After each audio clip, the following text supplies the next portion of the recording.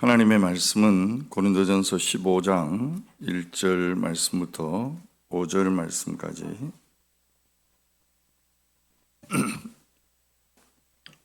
고린도전서 15장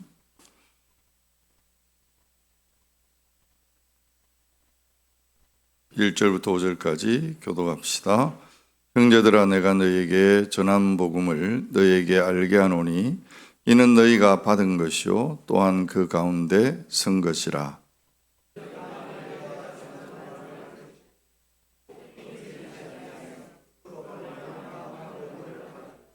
내가 받은 것을 먼저 너희에게 전하였노니 이는 성경대로 그리스도께서 우리 죄를 위하여 죽으시고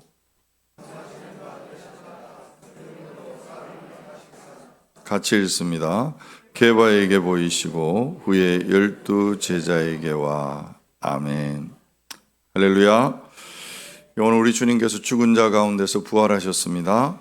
그 주님을 우리가 찬양하고 예배하는데 우리 옆 사람하고 돌아보시면서 주님이 살아나셨습니다. 우리 한번 인사하십시다. 안 살아날 것 같은데 다시 한번 우리 주님께서 살아나셨습니다. 할렐루야. 최근에 성지 갔다 오고 나서 계속 사실은 고린도에서 그렇게 많은 시간을 보내지는 않았는데 묵상에 계속 그 머무름이 고린도전서에서 계속 머물러 있다는 느낌을 갖게 됩니다. 오늘 부활절을 묵상하면서도 고린도전서 15장에 오늘 1절에서 5절까지 읽었습니다만 고린도전서 15장 전체에 담겨진 부활, 바울은 왜 이 부활의 이야기를 서신서 말미에 이토록 긴 이야기로 기록하고 있을까? 그 부활의 신앙을 가졌다는 우리가 정말로 부활 신앙을 가지면 어떻게 살아내야 될까? 이런 기도의 제목들을 가지고 계속 묵상을 했었는데, 여러분 우리가 아는 대로 고린도라고 하는 이 도시가 세속의 어떤 철학적인 영향, 또 혼란스러운 여러 어떤 영적인 어떤 가르침들, 그러면서 신앙의 근간이 자꾸 흔들리고 부활에 대해서 의심하는 자들이 생겨나기 시작했습니다. 이에 바울이 이 복음에 대한 기초를 다시 한번 확인해주고 우리가 선 자리가 어디 있는가라는 것을 말씀하고 있는 본문이 오늘 본문입니다.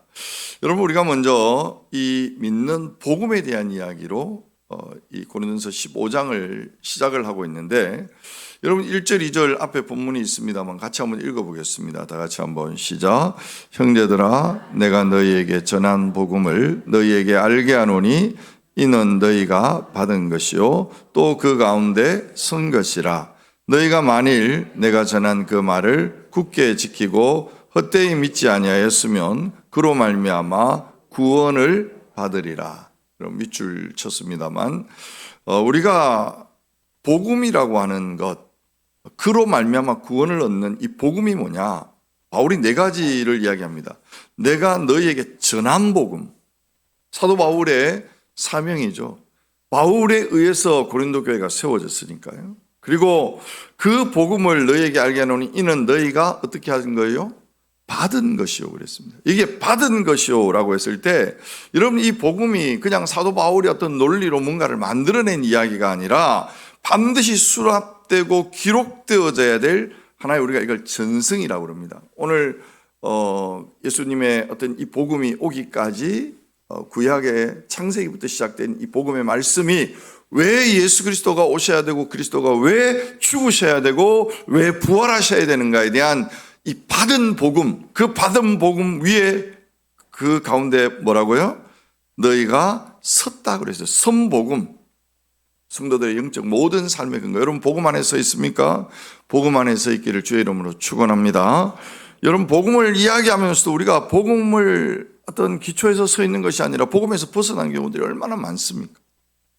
마지막, 그로 말미암아 구원을 얻으리라. 구원을 얻는 복음이다. 여러분 여기에 구원을 받으리라 그랬을 때 구원받으리라는 말이 현재 진행의 시제가 중요합니다. 다시 말해서 여러분 복음이 과거의 어떤 단회적인 어떤 하나의 사건, 나 예수 믿었어요, 구원받았어요, 할렐루야, 끝이 아니라 오늘도 우리로 하여금 구원에 이르게 하는, 어떤 구원요? 우리가 예수 그리스도를 믿어서 생명의 구원을 받았습니다만 그 생명의 구원뿐만 아니라 오늘 장로님 기도하신 것처럼 우리가 엠마오말로 내려가는 낙심과 좌절에서 구원받아서 할렐루야 하나님 주시는 희망과 하나님이 주시는 능력을 힘입는 그런 은혜, 이것이 복음이고 그 복음은 현재적 통로로 사용되고 있다라고 말씀합니다. 그런데 오늘 본문을 보면 현재의 구원이 우리에게 능력이 되기 위해서는 두 가지 조건이 있다.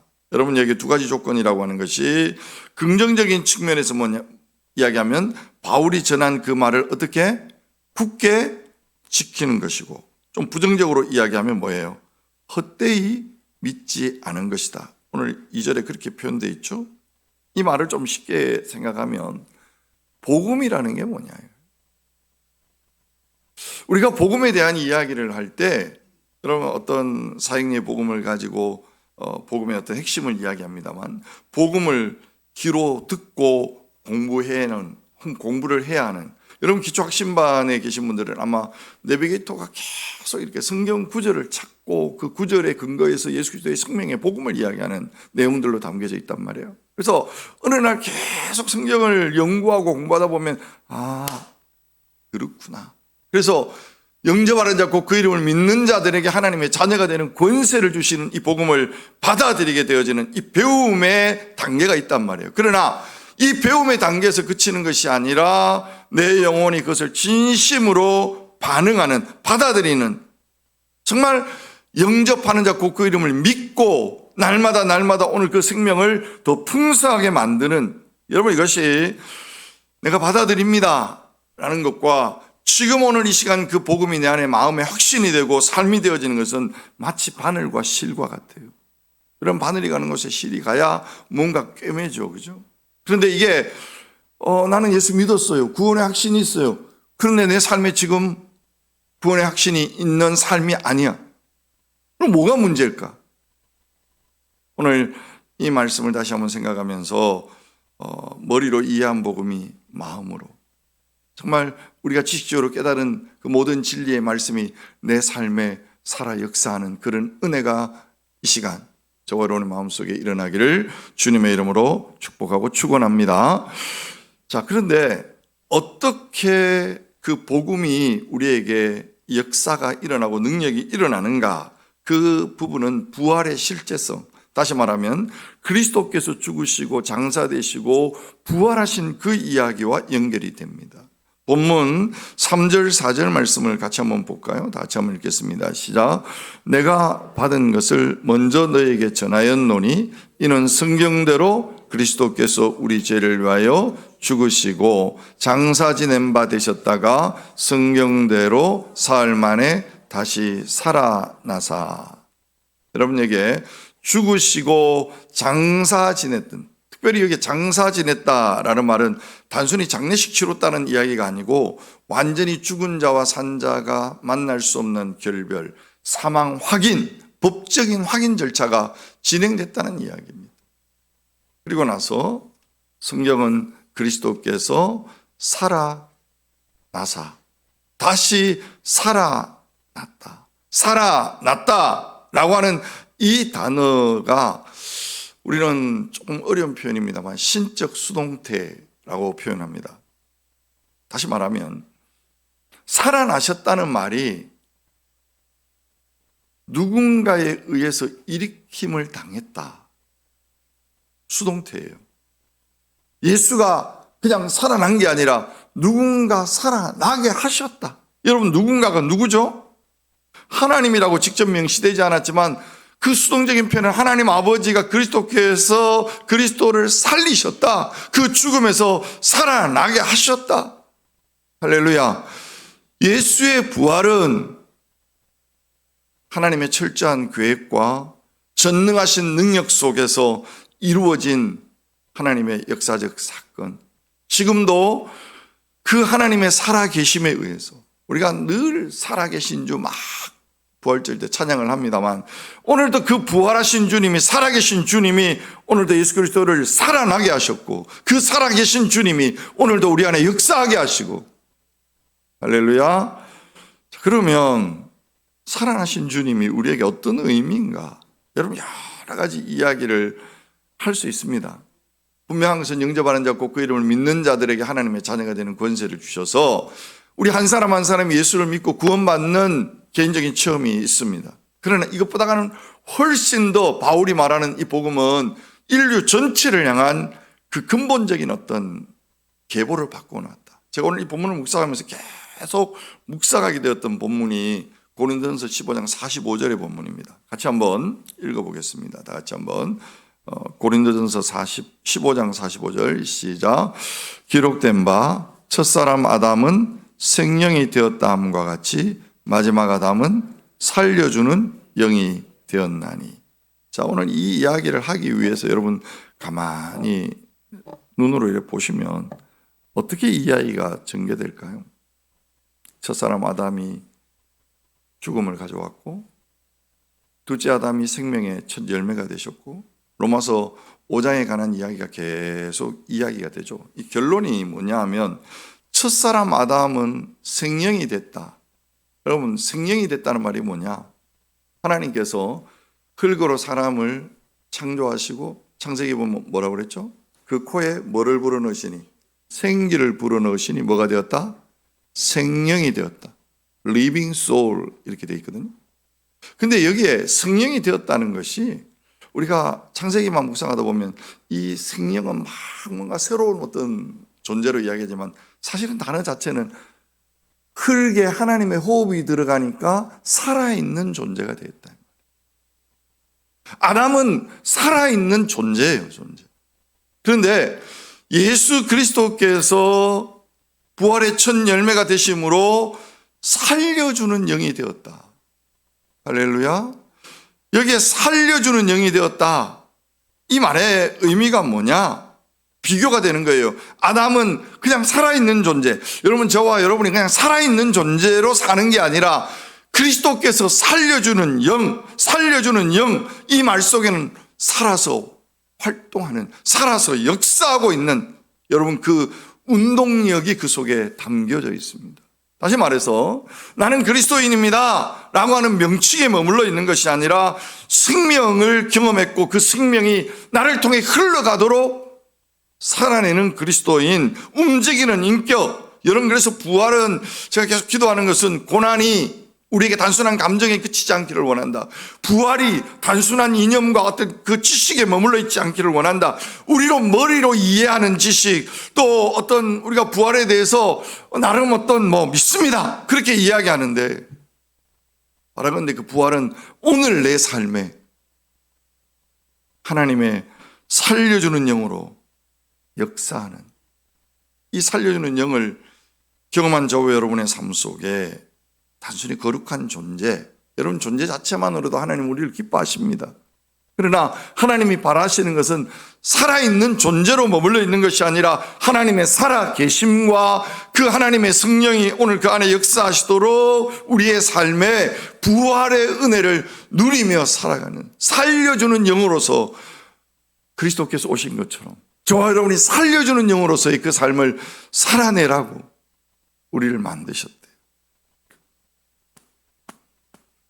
천국 시민 도장 찍어주는 거기서 그치는 게 아니라 저와 여러분의 손과 발이 살려주는 하나님의 영을 드러내는 일꾼으로서 오늘도 우리의 삶이 하나님 앞에 드려지면 좋겠다.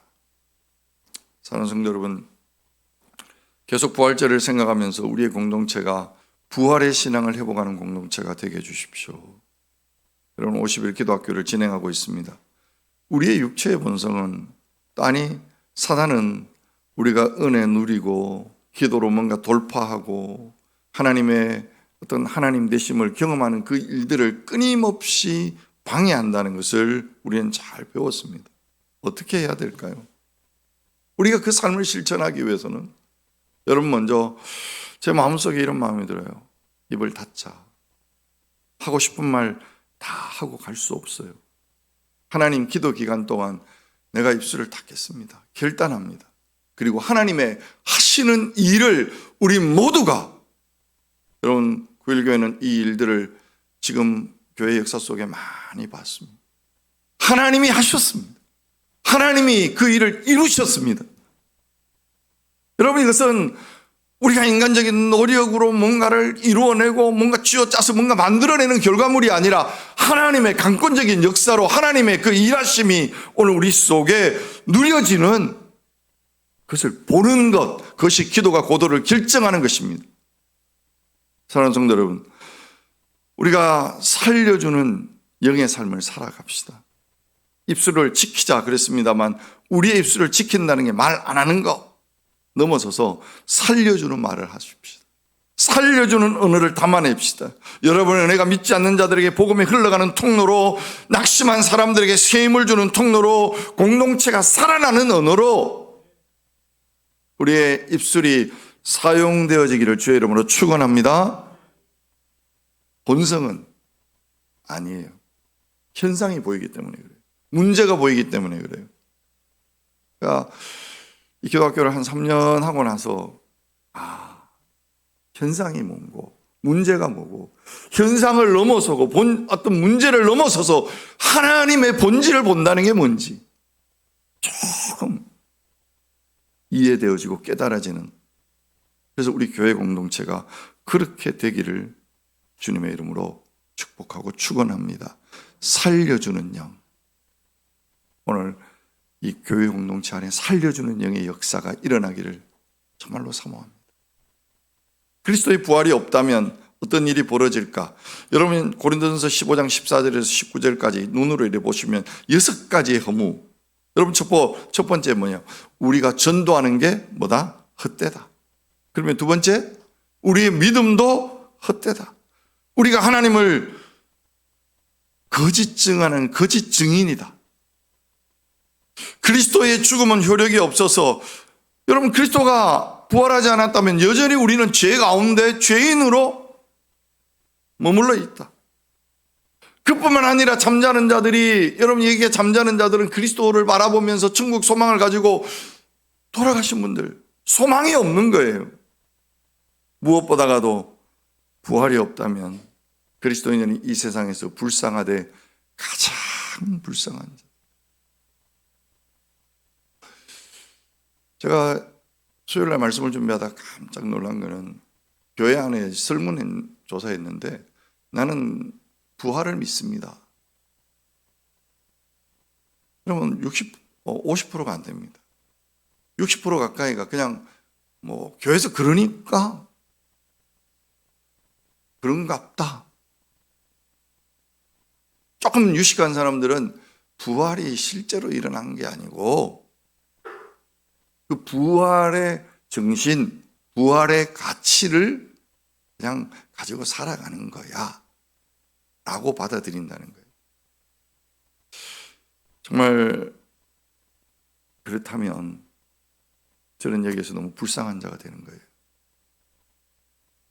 사랑하는 성도 여러분, 우리가 전도가 헛되고 믿음이 헛되고 거짓 증언하는 자고 여전히 죄 가운데 있고 잠자는 자들이 멸망했고 불쌍하되 정말로 불쌍한 자가 아니라 부활을 하신 주님께서 우리의 모든 허물을 깨트리신 줄로 믿습니다.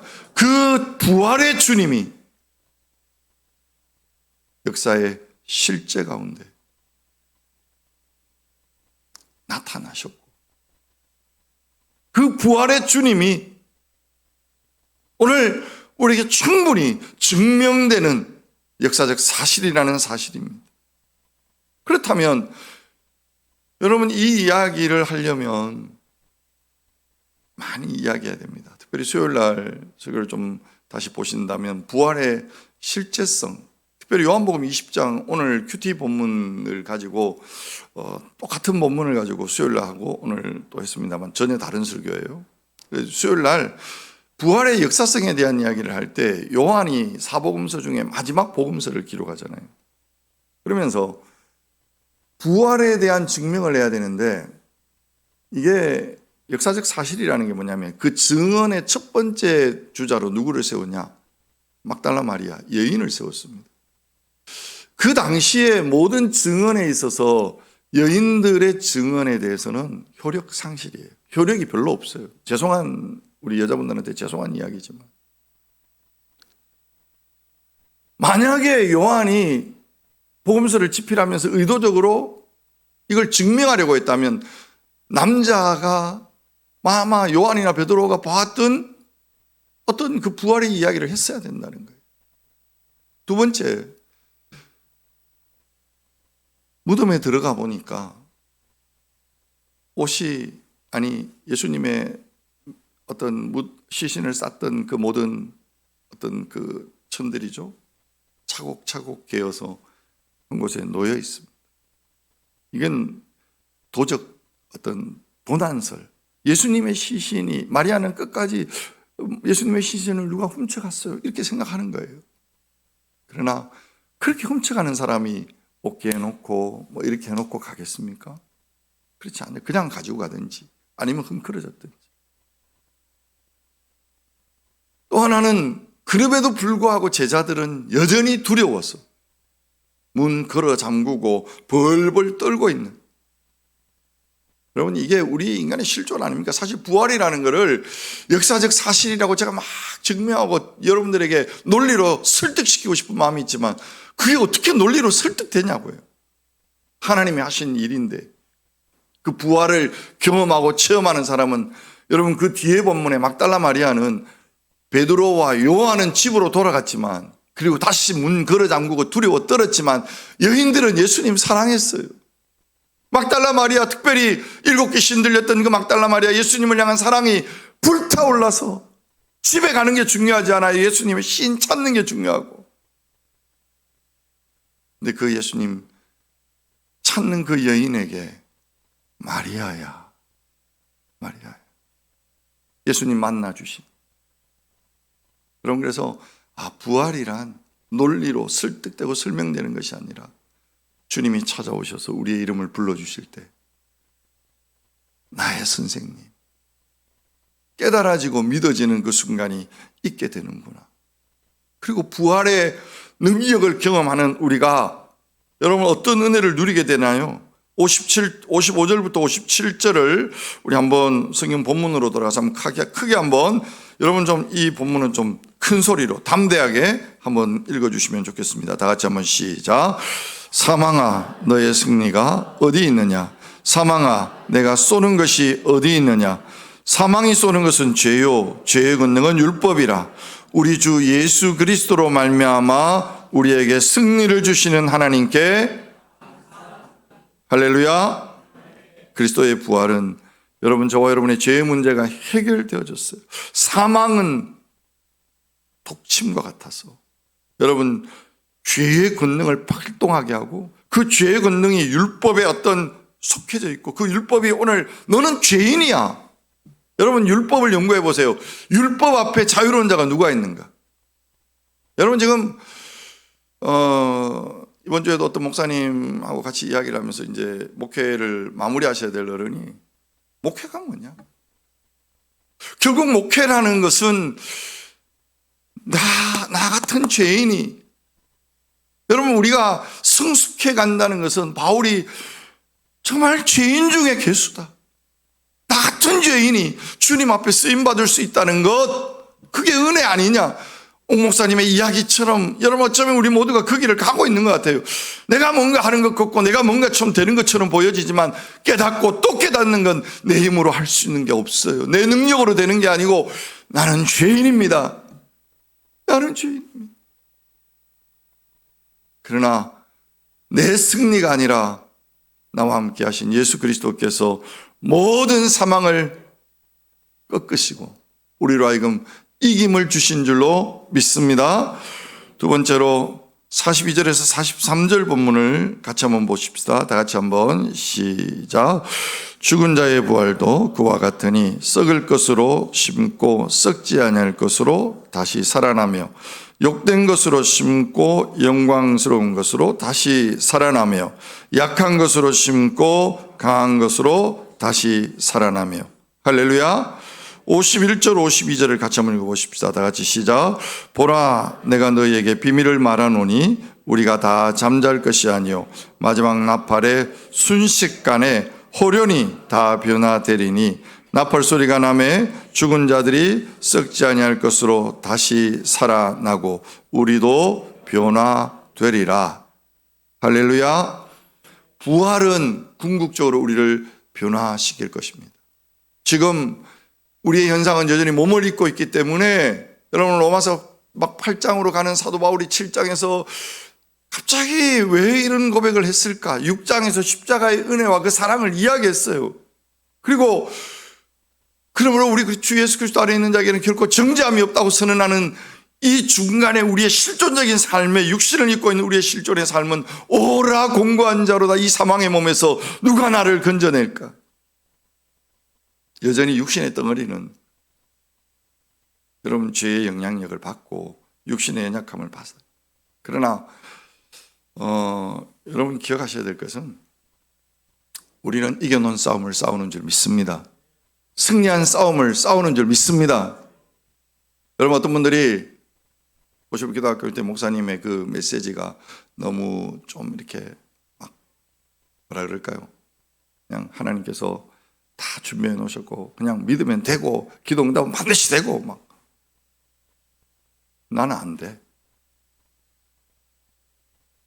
저 목사님 거짓말 하는 거 아니에요? 너무 뻥치는 것 같아. 애들 표현이 그래요. 저도 솔직히 그런 마음들이 없었던 거 아니에요. 근데 왜 저렇게 말씀하실까?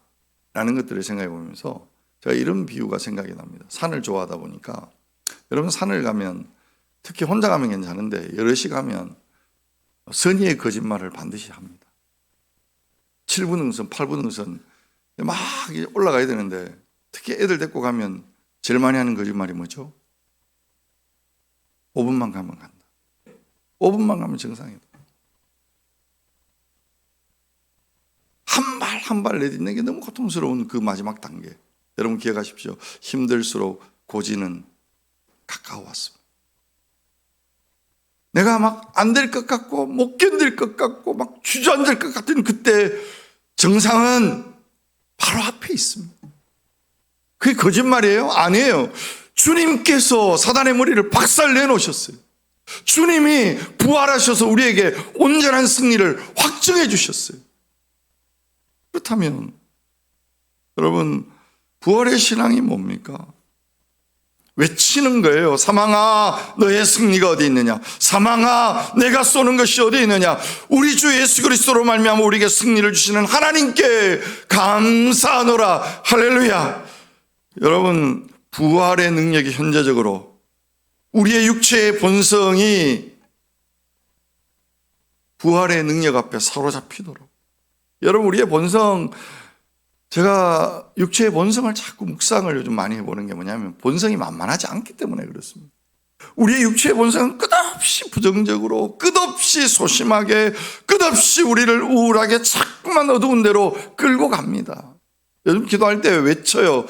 내가 나사렛 예수 그리스도의 이름으로 명하노니 내 안에 어둠의 권세는 떠나갈지어다. 나를 우울하게 만들고 나를 소심하게 만들고 나로 하여금 모든 것을 부정적으로 보게 하는 모든 어둠의 영들은 예수 이름 앞에 결박될지어다.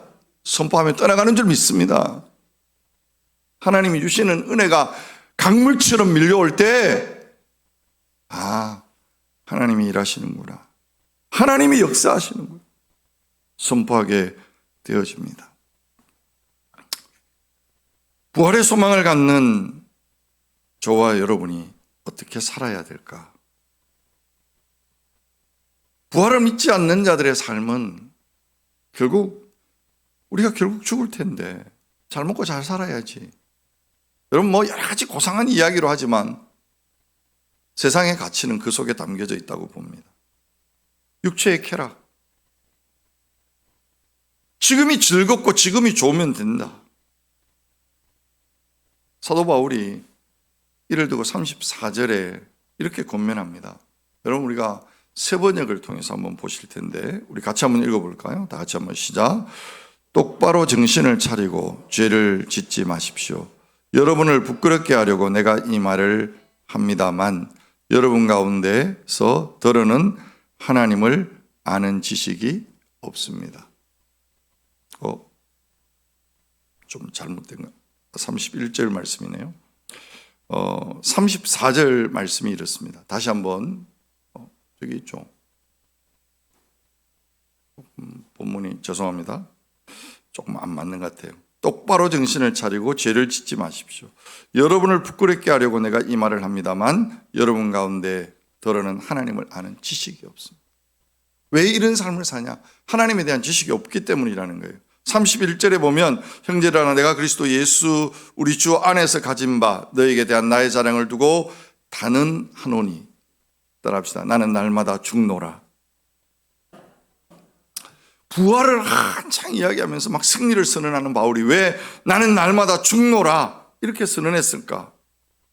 부활의 확신을 가졌기 때문에, 부활의 확신이 반드시 나를 승리하게 할 것이기 때문에 지금 내 삶에 찾아오는 고난, 끊임없이 환난 속에 몰아지는 이 상황들, 날마다 죽을 수밖에 없는, 매일매일 복음 전하면서 고통당해야 되는 사도 바울이 실제적으로 이 고백을 하고 있는 것입니다.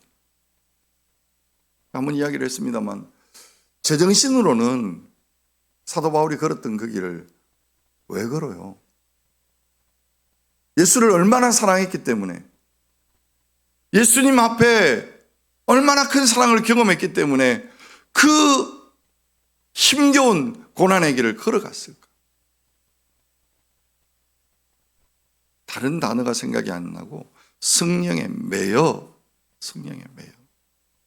그래서 사도 바울은 고린도전서 15장 31절에서 외칩니다. 그런즉 너희가 먹든지 마시든지 무엇을 하든지 다 하나님의 영광을 위하여 하라. 하나님의 영광을 위하는 목적, 그 삶의 가치를 두고 있습니다. 하나님의 영광을 위하는 그 삶이 뭘까? 오늘 부활의 승리를 경험하는 우리가 어떻게 살아야 될까? 여러분 마지막으로 58절 본문을 우리 같이 한번 읽어보겠습니다. 다 같이 한번 58절 시작.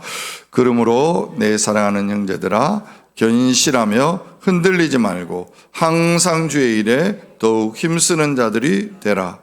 이는 너의 수고가 주 안에서 헛되지 않은 줄 알미라. 아멘. 우리가 주 안에서 행하는 모든 수고가 결코 헛되지 않은 줄 아는 것, 그게 부활의 실제라고 이야기합니다. 여러분, 여러분의 수고를 누가 알아주기를 바랍니까? 알아주지 못해서 속상합니까? 하나님은 알고 계십니다. 사랑하는 성도 여러분, 우리의 현실의 어려움 앞에 흔들리지 맙시다. 또 학교하면서 계속 배웠던 것처럼 현상은 현상일 뿐입니다. 계속 도전받는 그 말씀은 현상은 현상이고 문제는 문제이고, 현상과 문제 넘어 역사하시는 하나님은 살아계십니다. 그 하나님이 오늘 우리의 기도를 기뻐하십니다. 그 기도를 통해 하나님은 일하십니다. 오늘도 부활의 이 영광이 빛나는 아침, 저와 여러분의 수고가 반드시 빛나게 될 그날이 있음을 믿습니다. 그렇다면 여전히 흔들리지 않고 믿음으로 뚜벅뚜벅 그 길을 걸어가는 우리 모두가 믿음의 정상에서 주와 함께 그분을 노래하고 그분을 높이는 아름다운 축복이 있기를 주님의 이름으로 축복하고 축원합니다.